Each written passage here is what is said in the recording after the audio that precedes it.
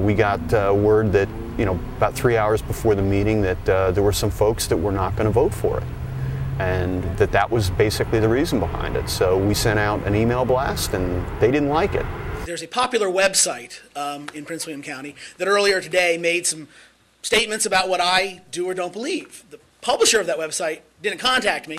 I found out later I got a voicemail from him earlier in the day, but I hadn't spoken to the publisher of that website or to a newspaper reporter that was referenced in it. So was it a secret source, or was it one that anybody else? No, it wasn't a public source. The thing about local politics is that so much of this happens behind closed doors and in secret that, one, the press doesn't really hunt it down that much. And two, the local elected officials don't want the press to know what's really going on behind the scenes.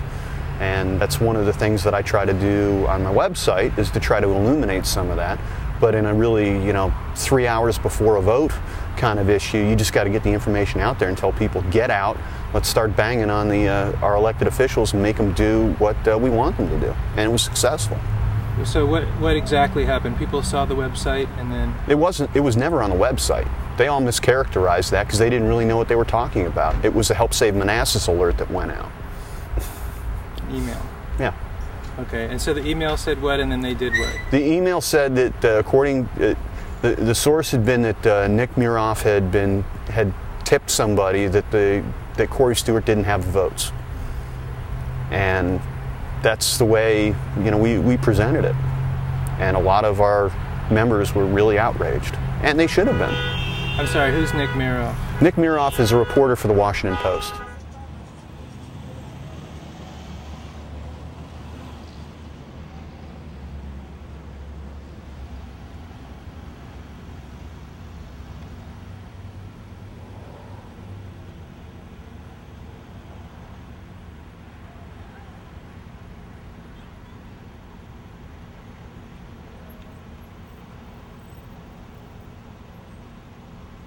No one is backing off, and I have to say, Mr. Letiecq, I too was disappointed when I got a phone call saying that your blog had mentioned that 5 of us were not going to support this today, that a Washington Post reporter had made mention of that. My office called that reporter. I have not had a conversation in months. There was never any kind of conversation from me. So I just want to make the record clear, when you quote my name, please be accurate. I got about 4 people that came up to me afterwards and said that was really bad form. The general way that that's done is you never call somebody out personally when they're not allowed to respond to you. And a lot of people were pretty upset at that. At least Marty, couched it in terms without mentioning names. He's got some class, but Maureen, that was pretty stupid. Okay, is there anything that you would like to respond if the video... Well, our response is going to happen over the next week. We've been coordinating an action plan to ensure that the Board of Supervisors gets inundated with citizen input on this. And if they thought that what we did 3 hours before the last time they voted on this was big, wait till they see what happens now. So last time it was phone calls? And emails, pretty much. Now we've got a week, and we've got some national organizations that are going to be helping us out, and we're going to have access to email systems and fax systems and stuff from some national organizations that want this. Which national organization? You're going to see some stuff from NumbersUSA, for example. I had a meeting with them last Friday, and they said that they'd like to help out. What are they doing? They're doing a little caravan across a few different jurisdictions as a protest. This is pathetic. Sí se puede.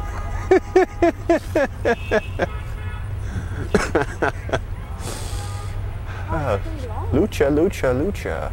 There's one over there where they've got an American flag on one part and a Salvadoran flag on the other part of their car.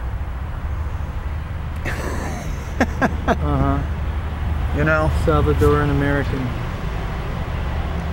So would you say that divided allegiance.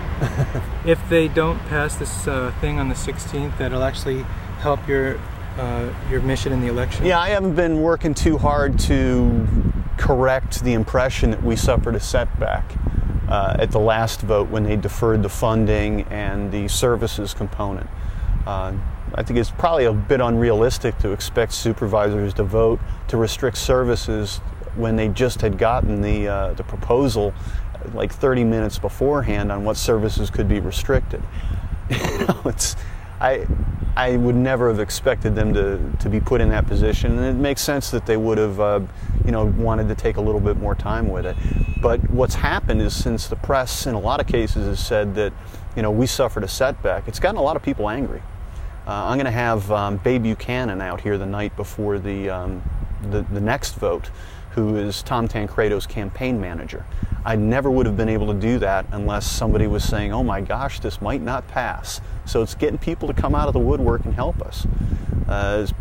We'll see. We're probably going to get some big names to come out and help us. We're getting all sorts of support from national organizations that are dedicated to our success. And, we win and we win, and we lose and then we'll win.